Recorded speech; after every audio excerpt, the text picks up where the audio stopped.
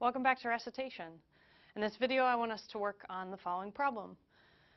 A very shallow circular reflecting pool has uniform depth d and radius r, and this is in meters. And a disinfecting chemical is released at its center. After a few hours of symmetrical diffusion outward, the concentration at a point little r meters from the center is K over 1 plus r squared grams per cubic meter. The K here is a constant. So we drop some chemical into the middle of the pool, and then it diffuses outward. That's the idea there. Now the question is the following. What amount of chemical was released into the pool? And obviously the amount will be in grams. Now to give you a hint, probably you want to draw a picture of this and then maybe get some estimates or some approximations using shells, or you might just say, some strips. Some shells probably is the better word for it. And then you should think about the fact that as you get better and better estimates, your approximation should tend toward an integral. So with that hint, I'll give you a little time to work on this, and when we come back, I'll show you how I do it.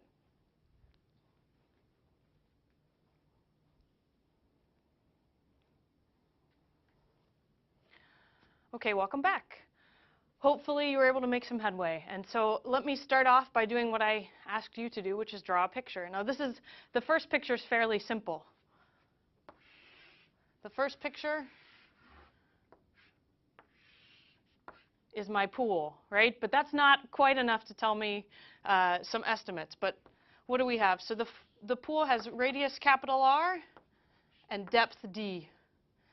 And when I said we want to do some approximation, what I really meant is we want to, let me actually get another color here. We want to, say, take some fixed radius out and assume that, let me actually draw this behind, some fixed radius out and assume that the diffusion is constant for some small bit, some small strip like this, which actually, you notice, it's going to be rotated around because all of this is relative to distance from the center.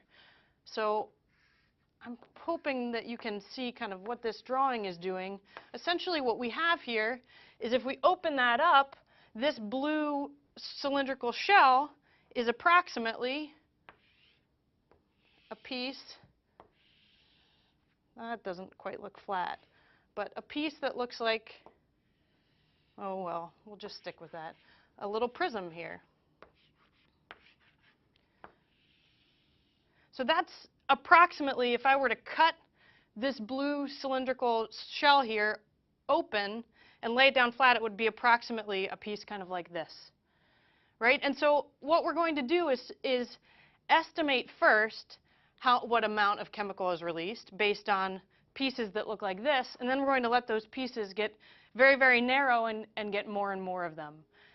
And this should remind you of Riemann sums and how Riemann sums, as you let the number of things you're summing over tend to infinity, and so that the little pieces are getting narrower and narrower, you're actually going to end up with an integral. So this is where we're headed. So let's just make sure we understand kind of all the pieces that are happening. What we're going to do is we're going to take a bunch of these cylinders, and let's just determine that we'll take n of them. I shouldn't say cylinders, sorry, I should say shells. We're going to take n of these shell type things. So I'm going to say the radii, I'm going to start with r0 equals 0, and I'm going to take n different radii. So r0, r1, up to, sorry, this is 0, to rn is equal to capital R. So I guess I'm taking n plus 1, but 0 is not really a radius. But I have n different partitions. For each partition of this big cylinder, I get a piece like this.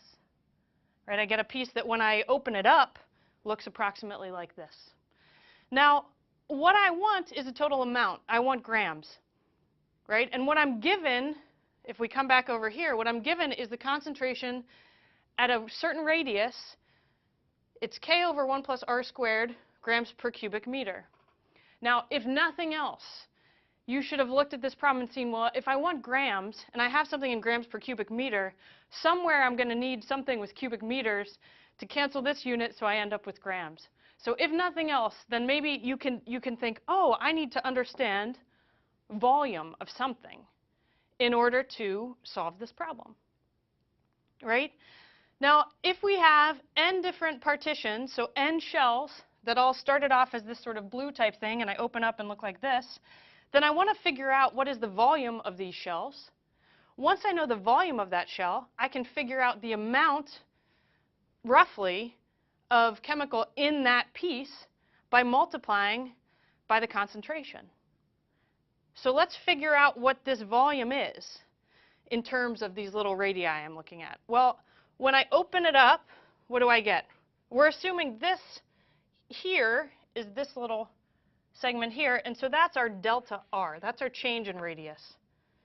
That's how much I'm changing. So this would be some R subscript I, and this would be some R subscript I plus 1. And let's assume that we're taking everything from the smaller radius. We're going to do everything from the smaller radius. So then when I open this up, this circle is going to be my length. So my length is 2 pi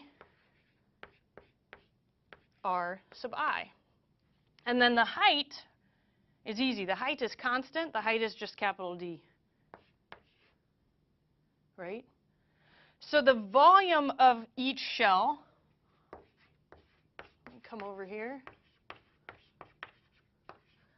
The volume of a shell is something like 2 pi R sub I times D times delta R. And so then the amount of chemical in the shell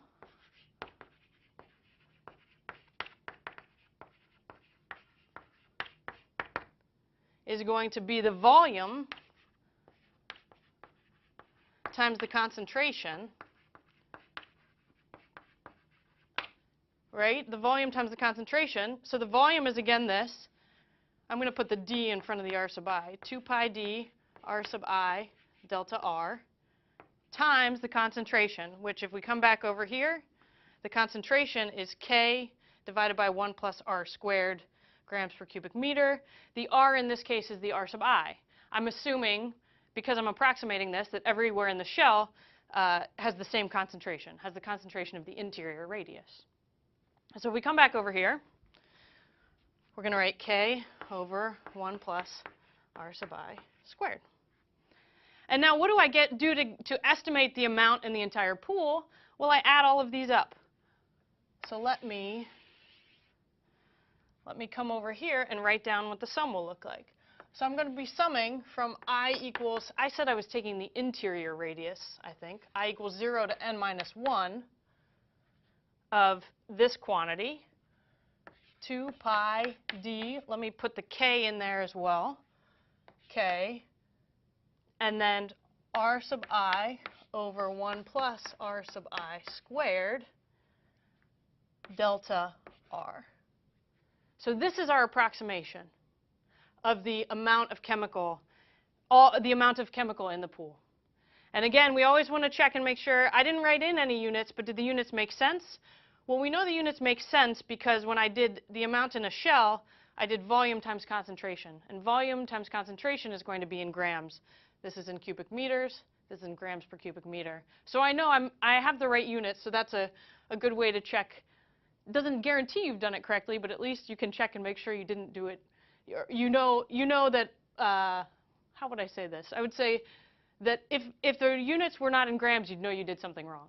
So at least now we know, okay, it passes the first smell test.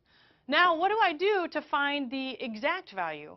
Well, what I want to do is I want to come back over to the picture I have here, and I want to let these shells get smaller and smaller. And how do I let those shells get smaller and smaller? Narrower and narrower, I should say. I let them get narrower by increasing the number of radii on which I do this kind of operation. So I'm coming over here, and now I'm letting the n get bigger and bigger.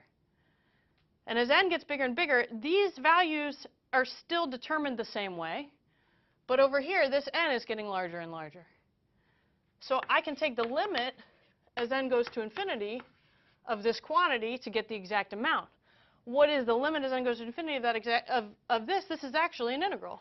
It's the integral from 0 to capital R because my radius is ranging from 0 to that big R, of this exact function of R, right? So I'm going to put the 2 pi d k out here, and then I get little r over 1 plus r squared, and the delta r becomes our dr.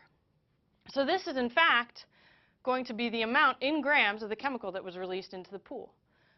So we've set up our integral. I think I'll stop here. If you want to go further and determine it, you can. And you may want to think about what strategy you want to use in order to solve this problem. I'll give you a hint. Maybe the best way to solve this problem is the fact that when you take the derivative of 1 plus r squared, you actually get 2r. And so that derivative is almost up here. So maybe this is a good hint to give you how you would continue this problem. But I'll stop there. So let me just go back one more time and remind you what we were doing. What we were doing, if we come back over here, is we were given a situation where we knew a certain function of the radius, the distance from the center. And we wanted to determine the total amount of chemical that was released into the pool, and so we estimated. We figured out a way to estimate it in terms of splitting up the radii. We had the radius from 0 to big R, and we just divided up the radii and assumed certain things were constant in these regions. And we determined the right function to find, if we move over here, we determined the right function to find the amount of chemical in a certain shell, assuming that the concentration was constant throughout that shell. And then what we do is we know that if we let those shells get arbitrarily narrow, that means that we're letting the number of radii over which we're doing this go to infinity. And we know that this summation that we have here, as n goes to infinity, becomes an integral. So that's really, we exploited what we know about this sum and letting this partition, letting the delta r get arbitrarily small, that in the limit goes to an integral. And then that's something we can definitively calculate. So I think I will stop there.